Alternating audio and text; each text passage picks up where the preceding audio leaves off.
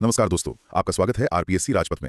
आज हम कक्षा 9 की इतिहास की पुस्तक राजस्थान का स्वतंत्रता आंदोलन एवं शौर्य परंपरा के अध्याय 4 राजस्थान में जनजातियों के आंदोलन का अध्ययन करेंगे। कहानी की गहराई में जाने से पहले हमें उस समय की एक बड़ी तस्वीर को समझना होगा। मतलब ये कोई साधारण विद्रोह नहीं था। ये दरअसल राजस्थान में स्थानीय सामंतवाद और ब्रिटिश साम्राज्यवाद के उस अपवित्र गठबंधन का सीधा परिणाम था जिसने मेर, मीणा और भील जैसी जनजातियों को पूरी तरह से हाशिए पर धकेल दिया था। अच्छा, तो दोनों तरफ से मार पड़ रही थी। बिल्कुल। सदियों से इन जनजातियों का अपनी भौगोलिक सीमाओं में एक स्वतंत्र वर्चस्व था, लेकिन जैसे ही देशी रियासतों और अंग्रेजों ने मिलकर इनके संसाधनों पर कब्जा करना शुरू किया, इन समुदायों को अपने अस्तित्व को बचाने के लिए मजबूरन हथियार उठाने पड़े। और इस ऐतिहासिक प्रतिरोध की जो पहली चिंगारी है वो हमें मेर विद्रोह में दिखाई देती है, जो 1818 से 1824 के बीच चला। ऐसे हम आजादी पर लगाया गया पहला पैरा कह सकते हैं। कक्षा 9 की पुस्तक में मेरों के बारे में काफी विस्तार से बताया गया है। हाँ, पुस्तक बताती है कि मेरों का जो आबाद क्षेत्र था वो मुख्य रूप से मेवाड़, मारवाड़ और अजमेर के भूभाग में फैला हुआ था। अंग्रेजों के आने से पहले इन पर किसी का कोई सीधा राजनीतिक नियंत्रण नहीं था। मतलब वो पूरी तरह स्वतंत्र थे। एकदम, ये लोग अपने नियमों से चलते थे। लेकिन फिर 1818 में अजमेर के जो अंग्रेज सुपरिंटेंडेंट थे एफ विल्डर, उन्होंने झाक और अन्य गांवों के मेरों के साथ एक समझौता किया। शर्त यह थी कि मेर लोग लूटपाट नहीं करेंगे। और यहीं से विल्डर की दोहरी नीति सामने आती है। 1819 में विल्डर ने खुद ही एक मामूली सी घटना का बहाना बनाया और उस समझौते को तोड़ दिया। उसने मेरों के खिलाफ एक दंडात्मक आक्रमण कर दिया। अरे बाप रे! हाँ, और बात सिर्फ एक आक्रमण तक नहीं रुकी। मेरों की हर गतिविधि पर नजर रखने के लिए अंग्रेजों ने पूरे मेरवाड़ा क्षेत्र में जगह जगह पुलिस चौकियां स्थापित कर दी। एक आजाद समाज के लिए ये सीधा सीधा उकसावा था। इसे अगर हम आज के संदर्भ में समझें तो ये ऐसा है जैसे कोई मोहल्ला जो सदियों से अपने बनाए नियमों पर आजादी से जी रहा हो, वहां अचानक कोई भारी व्यक्ति आकर सख्त पहरा लगा दे, हर नुक्कड़ पर पुलिस बैठा दे। तो प्रतिक्रिया तो होनी ही थी। बिल्कुल होनी थी। और वो प्रतिक्रिया हुई 1820 में। मेरों ने इन पुलिस चौकियों का हिंसक विरोध शुरू कर दिया। नवंबर 1820 में झाक नामक स्थान पर मेरों ने पुलिसकर्मियों की हत्या कर दी। लेकिन सत्ता को यह बिल्कुल बर्दाश्त नहीं था। जनवरी 1821 में मेरों को सबक सिखाने के लिए एक भयानक दमन चक्र चला। अंग्रेजी सेना की 3 बटालियनें और साथ में मेवाड़ तथा मारवाड़ की संयुक्त सेनाओं ने मेरों पर एक तरफा भारी आक्रमण किया।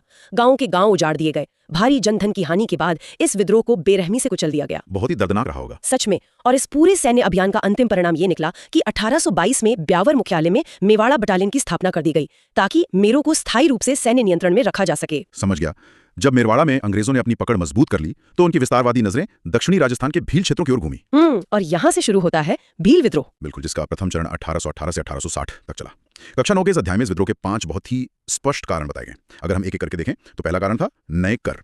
अंग्रेजों ने आते ही भीलों पर नए कर थोपने के प्रयास किए, जिससे भारी असंतोष बना। और दूसरा कारण भी बहुत महत्वपूर्ण है। हाँ, ब्रिटिश दमन नीति। इस नीति ने भीलों के मन में अंग्रेजों के विरुद्ध एक गहरा मनोवैज्ञानिक संदेह पैदा कर दिया था। उन्हें लगने लगा था कि उनकी पूरी आजादी छिनने वाली है। इसमें एक और बहुत बड़ा कारक था जेम्स टॉड का सीधा हस्तक्षेप, जो कि तीसरा कारण है। वो कैसे? 1818 की संधियों के तुरंत बाद जेम्स टॉड ने उदयपुर के आंतरिक प्रशासन को पूरी तरह अपने हाथ में ले लिया। उसने भीलों के ऊपर रियासत का प्रभुत्व सख्ती से थोपने की कोशिश की। जो भील अब तक महाराणा को केवल नाम मात्र का मानते थे, उन पर अब सीधे हुक्म चलाए जा रहे थे। और इसके साथ ही आर्थिक मार भी पड़ी। चौथा कारण था भारी बेरोजगारी। 1818 की शांति संधियों के बाद अधिकांश देसी रियासतों ने अपनी सेनाएं भंग कर दी। हाँ, और इन सेनाओं में भी भील बहुत बड़ी संख्या में नियुक्त थे। बिल्कुल। रातों रात वे बेचारे बेरोजगार हो गए। और अंततः जो 5वां और तात्कालिक कारण बना वो था बुलाई कर की समाप्ति। मैं थोड़ा बुलाई कर के बारे में स्पष्ट कर देती हूँ। हाँ। आसान भाषा में कहें तो बुलाई एक प्रकार का सुरक्षा कर था। भील अपनी पाल की रखवाली करने और अपने इलाकों के मार्गों से गुजरने वाले व्यापारियों से ये कर वसूलते थे। जेम्स टॉड ने रियासत का राजस्व बढ़ाने के लिए भीलों से ये पारंपरिक अधिकार ही छीन लिया। इसके बाद तो आग भड़क नहीं थी। एकदम। और इस आग का परिणाम 1818 से 1820 के बीच सड़कों की नाकेबंदी के रूप में दिखा। भीलों ने व्यापारिक मार्ग पूरी तरह अवरुद्ध कर दिए। 1823 में फिर से संयुक्त सेनाओं ने एक बड़ा दमन चक्र चलाया। फिर वही सैन्य ताकत का इस्तेमाल। हाँ, लगातार टकराव के बाद 1825 में डूंगरपुर और बांसवाड़ा में एक शांति समझौता हुआ। 1826 में गरासिया भील मुखिया दौलत सिंह और गोविंद राम को आत्मसमर्पण करना पड़ा। हालांकि छुटपुट घटनाएं होती रहीं, जैसे 1836 का बांसवाड़ा उपद्रव। इन सब से निपटने के लिए अप्रैल 1841 में गवर्नर जनरल की सलाह पर मेवाड़ भील कोर का गठन किया गया। इसका मुख्यालय खैरवाड़ा रखा गया और छावनियां खैरवाड़ा तथा कोटड़ा में बनाई गई। यहाँ एक बहुत बड़ा वैचारिक सवाल खड़ा होता है। श्रोताओं के दिमाग में भी ये बात आ सकती है, जरा सोचिए, ब्रिटिश सरकार उन्हीं भीलों की एक सैन्य टुकड़ी यानी मेवाड़ भील कोर क्यों बना रही थी, जो उनके खिलाफ इतनी भयंकर बगावत कर रहे थे? ये बहुत ही दिलचस्प बिंदु है। क्या ये अंग्रेजों की फूट डालो और राज करो की नीति का एक और चालाक रूप था? दरअसल ये सिर्फ फूट डालो और राज करो नहीं था। ये मनोवैज्ञानिक युद्ध का एक बहुत ही क्रूर हथियार था। मतलब अंग्रेजों ने एक तीर से 2 शिकार किए। पहला, जो भी भील बेरोजगार और विद्रोही थे उन्हें सेना की वर्दी और वेतन देकर शांत करने की कोशिश की गई। और दूसरा और सबसे खतरनाक पहलू ये था कि अब अगर कोई भी भील गांव विद्रोह करता तो उसे कुचलने के लिए अंग्रेज अपने गोरे सैनिक नहीं भेजते। अरे हाँ, वे उसी नेवाड़ भील कोर को भेजते।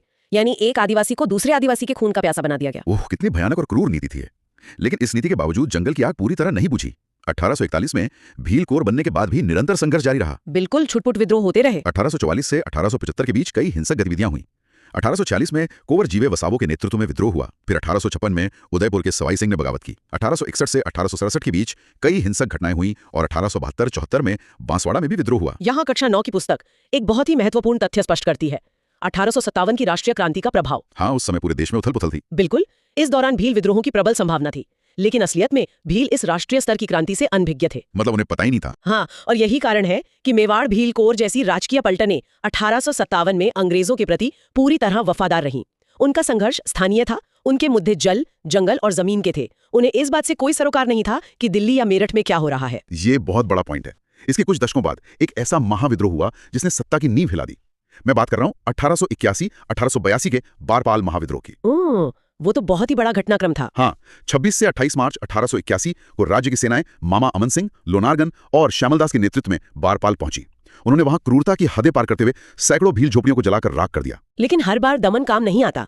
अप्रैल 1881 में जब ये थकी और निराश सेना रिखबदेव पहुंची और वहां डेरा डाला, तो उन्हें एक ऐसे दृश्य का सामना करना पड़ा जिसकी उन्होंने कभी कल्पना भी नहीं की थी। ऐसा क्या हुआ वहां? लगभग 8000 भीलों ने पूरी सेना को चारों तरफ से घेर लिया। 8000? हाँ, नीमा और जोइता जैसे नेताओं के नेतृत्व में ये भीड़ इतनी विशाल थी कि सेना के पसीने छूट गए। और ये घटना इतिहास का एक बड़ा सबक है। जब 8000 लोग अपने अधिकारों के लिए एक साथ खड़े हो जाएं, तो तोपें और आधुनिक सेनाएं भी शांति वार्ता के लिए मजबूर हो जाती हैं।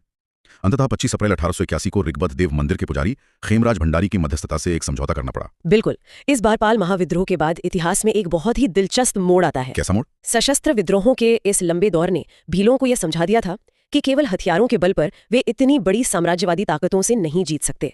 उन्हें सामाजिक एकता और मानसिक जागृति की आवश्यकता थी। और इसी शून्य से उदय होता है एक वैचारिक क्रांति का, गोविंद गिरी और उनके भगत पंथ का। हाँ, 1908 से 1913 का दौर इसी वैचारिक क्रांति का गवाह बना। गोविंद गिरी ने भीलों के बीच जो भगत पंथ चलाया, वो इतनी तेजी से लोकप्रिय हुआ कि शासकों और जागीरदारों के पसीने छूट गए। उन्हें समझ आ गया था कि एक संगठित समाज हथियारों से भी ज्यादा खतरनाक होता है। एकदम सही। और इसी डर से शासकों ने गोविंद गिरी को राज्य से ही निकाल दिया। 1908 में वे राजपूताना छोड़कर गुजरात के ईडर राज्य चले गए, लेकिन वहां भी वे शांत नहीं बैठे। 1910 में उन्होंने ईडर राज्य के जागीरदार के खिलाफ भीलों को खड़ा किया और बड़ी सफलता पाई। हाँ, 24 फरवरी 1910 को वो ऐतिहासिक पाल पट्टा समझौता हुआ था जी, जिसमें जागीरदार को भीलों की 21 शर्तें माननी पड़ी। इस भारी सफलता के बाद 1911 में गोविंद गिरी वापस अपने मूल स्थान बेरसा लौट आए और बेरसा वापस आकर उन्होंने जो व्यवस्था खड़ी की, वो उनके प्रशासनिक कौशल का सबसे बड़ा प्रमाण है। उन्होंने क्या बदलाव किया? उन्होंने प्रत्येक भील गांव में स्थापित पवित्र धूनी की रक्षा के लिए एक कोतवाल नियुक्त किया। लेकिन सबसे बड़ी बात ये थी कि ये कोतवाल केवल धार्मिक मुखिया नहीं रहा। तो फिर क्या बन गया? वो गांव के हर विवाद के निपटारे का प्रभारी बन गया। अगर हम इसके अर्थ को गहराई से समझें, तो ये तो बिल्कुल एक शैडो गवर्नमेंट या समानांतर सरकार चलाने जैसा है। बिल्कुल। सोचिए इसका असर सत्ता पर क्या हुआ होगा। ब्रिटिश और रियासती अदालतें सूनी हो गईं। मतलब लोग वहां जाना बंद हो गए? हाँ, अगर गांव के दो लोगों में झगड़ा होता तो वे पुलिस या अदालत के पास जाने के बजाय धूनी पर कोतवाल के पास जाते और वहीं फैसला हो जाता। जब रियासत का न्याय तंत्र विफल हो गया तो अंग्रेजों की नींद उड़नी ही थी। उन्हें लगा कि ये एक भील राज की स्थापना हो रही है। और इसी खौफ का नतीजा था मानगढ़ का वो खूनी इतिहास, जिसे याद कर आज भी रूह कांप जाती है। उफ, वो बहुत ही काला दिन था। अध्याय के अनुसार अप्रैल 1913 में पुलिस ने गोविंद गिरी को गिरफ्तार किया, उनका सारा सामान जब्त कर लिया और उन्हें बुरी तरह प्रताड़ित किया। इस उत्पीड़न ने भीलों के सब्र का बांध तोड़ दिया। प्रतिक्रिया स्वरूप भील राज की योजना बनी। अक्टूबर 1913 में मानगढ़ पहाड़ी पर हजारों भीलों का जमावड़ा शुरू हो गया। पहाड़ी पर बढ़ती इस विशाल भीड़ ने सत्ता को पूरी तरह डरा दिया था। 6 से 10 नवंबर तक पूरी पहाड़ी की घेराबंदी कर ली गई। इसमें कौन कौन सी सेनाएं शामिल थी? इस घेराबंदी में Mewar Bhil core, Wellesley rifles और 7वीं राजपूत रेजिमेंट शामिल थी। एक तरह से पूरी सैन्य ताकत झोंक दी गई। और फिर आया वो दुर्भाग्यपूर्ण दिन, 17 नवंबर 1913। सेना ने मानगढ़ पहाड़ी पर अंधाधुंध गोलाबारी शुरू कर दी। ये कोई लड़ाई नहीं थी, ये एक क्रूर नरसंहार था। हाँ, लगभग 100 भील मारे गए और 900 बंदी बनाए गए। गोविंद गिरी और उनके प्रमुख शिष्य पूंजिया को भी गिरफ्तार कर लिया गया। इस नरसंहार की विभीषिका इस बात में छुपी है कि एक तरफ पारंपरिक हथियार लिए हुए आदिवासी थे जो सिर्फ अपने हकों की बात कर रहे थे, और दूसरी तरफ साम्राज्य की मशीन गनें थीं। गोविंद गिरी का क्या हुआ बाद में? उन्हें आजीवन कारावास की सजा सुनाई गई। हालांकि बाद में इसे घटाकर 10 वर्ष कर दिया गया। 7 वर्ष बाद उन्हें इस कड़ी शर्त पर रिहा किया गया कि वे कुछ विशेष रियासतों में प्रवेश नहीं करेंगे। उन्होंने अपने जीवन का अंतिम समय पंचमहल के झालोद गांव में बिताया। मानगढ़ के बाद जो शून्य पैदा हुआ, उसे एक नए नायक ने भरा, मोतीलाल तेजावत। और यहीं से कक्षा 9 की पुस्तक में एक ही आंदोलन का जिक्र आता है जो 1921 से 1947 तक चला। तेजावत जी का परिचय भी बहुत रोचक है। जी, उनका जन्म उदयपुर राज्य के झाडोल ठिकाने के कोलियरी गांव में एक ओसवाल बनिया परिवार में हुआ था। अब यहाँ यह सवाल जरूर आता है कि एक बनिया समुदाय का व्यक्ति जो घूम घूम कर मिर्च मसाला बेचता था, परचून का व्यवसाय करता था, वो अचानक आदिवासियों का मसीहा कैसे बन गया? इसका जवाब बहुत ही सीधा है। उनका यही व्यापार उन्हें भीलों के करीब लाया। विशेषकर जो चित्रे विचित्रे का मेला लगता था, वहां वे अपना सामान बेचने जाते थे। जब आप किसी समाज के साथ इतना जुड़ते हैं तो आप उनकी पीड़ा भी समझते हैं। मतलब जमीनी हकीकत देखी उन्होंने। बिल्कुल। तेजावत ने अपनी आंखों से सामंती शोषण देखा। साथ ही वे 1921 के असहयोग और बिजौलिया आंदोलन से बहुत प्रेरित थे और उन्हें विजय सिंह पथिक का मार्गदर्शन भी मिला था। इसी प्रेरणा से उन्होंने जुलाई 1921 में करबंदी यानी नो टैक्स आंदोलन की शुरुआत की, जिसे एक ही आंदोलन कहा गया। एक ही का मतलब ही है एकता। और इस एकता का असर दिखा जनवरी 1922 में, जब ब्रिटिश अधिकारियों को झुककर भीलों को करों में छूट देनी पड़ी। ये भीलों की बहुत बड़ी जीत थी। लेकिन ये संघर्ष यही नहीं रुका। हाँ, जनवरी 1922 में ही मोतीलाल तेजावत ने सिरोही राज्य में प्रवेश किया। वहां के गरासिया आदिवासियों का संघर्ष मेवाड़ से भी ज्यादा कठिन था। लेकिन जैसे जैसे एक ही आंदोलन का विस्तार हुआ, दमनकारी मशीनरी फिर से सक्रिय हो गई। 12 अप्रैल 1922 को सियावा पर, 5 मई को बलोरिया पर और 6 मई को भूला और नवावास गांव पर क्रूर सैनिक आक्रमण हुए। झोपड़ियां जलाई गईं। भारी तबाही मचाई गई। इस भयानक आतंक के सामने अंततः आदिवासियों का मनोबल टूट गया और 11-12 मई 1922 को दबाव में आकर एकी की शपथ टूट गई। और तेजावत जी का क्या हुआ? 1929 में खेड़ ब्रह्मा, जो ईडर में है, वहां से उन्हें गिरफ्तार कर लिया गया। 1936 में सशर्त रिहाई मिली, लेकिन 1945 से 1947 तक वे अंतिम बार फिर बंदी रहे। यह अध्याय का एक बहुत ही संघर्षपूर्ण हिस्सा था। अब अध्याय के अंतिम प्रमुख हिस्से की ओर बढ़ते हैं। मीना जनजाति का विद्रोह, जो 1851 से 1860 के बीच चला। यह मुख्य रूप से जहाजपुर परगना में हुआ था। जी, कर्नल टॉड ने अपनी रिपोर्टों में लिखा है कि ये अशिक्षित आदिवासी केवल मेवाड़ की प्रतीकात्मक सत्ता को ही मानते थे, मतलब नाम मात्र का। लेकिन तात्कालिक कारण बना 1851 में हाकिम रघुनाथ सिंह का आना। उन्होंने क्या किया? उन्होंने आय वृद्धि के नाम पर मीणाओं से बहुत कठोरता से धन वसूली शुरू कर दी, और जैसा कि होता है, मीणाओं ने चुप बैठने के बजाय आक्रामक रुख अपनाया और अजमेर मेरावाड़ा पर धावे बोलने शुरू कर दिए। इसके बाद अंग्रेजों और रियासत का दमन चक्र शुरू हुआ। हाकिम अजीत सिंह एक विशाल सेना लेकर पहुंचे, जिसमें तोपों के साथ भीम पलटन और एकलिंग पलटन शामिल थीं। 1854-1855 के दौरान कई सैन्य कार्रवाइयां हुईं, छोटी और बड़ी लोहारी, मनोहरगढ़, देवखेड़ा। लेकिन सेना को सघन झाड़ियों और पहाड़ियों के कारण बहुत नुकसान उठाना पड़ा। सेना के 57 सिपाही मारे गए। अंततः दिसंबर 1854 में अंग्रेजों को सीधा हस्तक्षेप करना पड़ा और जनवरी 1855 में मीणाओं को समर्पण के लिए मजबूर किया गया। भविष्य में इन पर नियंत्रण रखने के लिए 1855 में देवली छावनी की स्थापना की गई। 1857-1860 तक इसे 42nd देवली रेजिमेंट या मीना बटालियन कहा गया। लेकिन शांति ज्यादा दिन रही नहीं। हाँ, 1860 में क्रूर अंत हुआ। जनवरी 1860 में पुनः विद्रोह हुआ। 29 जनवरी को महाराणा ने चंद्र सिंह को भेजा और इस बार भारी क्रूरता हुई। गाड़ोली व लोहारी में आगजनी की गई और आतंक फैलाने के लिए 6 मीणाओं को तोप से उड़ा दिया गया। ये दिखाता है कि कर वसूली का लालच हमेशा सत्ता को अंधा कर देता है और इसका खामियाजा हाशिए पर खड़े समुदायों को अपनी जान देकर चुकाना पड़ता है। बिल्कुल सही कहा आपने। अब जैसा कि कक्षा 9 की इस पुस्तक के अध्याय के अंत में कुछ महत्वपूर्ण प्रश्नोत्तर दिए गए हैं, उन्हें कवर करना हमारी आज की चर्चा को पूरा करने के लिए बहुत आवश्यक है। हम एक भी प्रश्न छोड़ नहीं सकते। तो चलिए क्रमवार सभी प्रश्नोत्तर पढ़ते हैं। मैं पहला प्रश्न पढ़ता हूँ। मेवाड़ा बटालियन की स्थापना कब और कहाँ हुई? इसका उत्तर है 1822 ईस्वी में और इसका मुख्यालय ब्यावर में था। दूसरा प्रश्न, भीलों से बुलाई कर वसूलने का अधिकार किसने छीना? उत्तर है जेम्स टॉड ने। तीसरा प्रश्न, मेवाड़ भील कोर की स्थापना कब और किसकी सलाह पर की गई? इसका उत्तर है अप्रैल 1841 ईस्वी में गवर्नर जनरल की सलाह पर और इसका मुख्यालय खैरवाड़ा था। चौथा प्रश्न, 1881 के भील विद्रोह में राज्य सेना का नेतृत्व किसने किया? उत्तर मामा अमान सिंह, लोनारगन और श्यामलदास ने। पांचवां प्रश्न, गोविंदगिरी का जन्म किस गांव व जाति में हुआ? उत्तर बेरसा गांव, बंजारा जाति। और छठा व अंतिम प्रश्न, पालपट्टा समझौता कब हुआ और इसमें कितनी शर्तें थीं? उत्तर है 24 फरवरी 1910 को और इसमें कुल 21 शर्तें थीं। बेहतरीन। अब इस डीप डाइव को समेटते हुए पूरे अध्याय का एक त्वरित सार यानी क्विक रिवीजन मैट्रिक्स देख लेते हैं, ताकि श्रोताओं के दिमाग में पूरी पिक्चर सेट हो जाए। बिल्कुल। पहला, मेर विद्रोह 1818 से 1824। ये अजमेर, मेवाड़ और मारवाड़ में हुआ। इसका कारण था अंग्रेजों का पूर्ण नियंत्रण का प्रयास और विल्डर का विश्वासघात। इसका परिणाम निकला मेरवाड़ा बटालियन की स्थापना। दूसरा है भील विद्रोह का प्रथम चरण 1818 से 1860। इसका मुख्य कारण टॉड का हस्तक्षेप और बेरोजगारी था। इसका परिणाम था मेवाड़ भील कोर का गठन।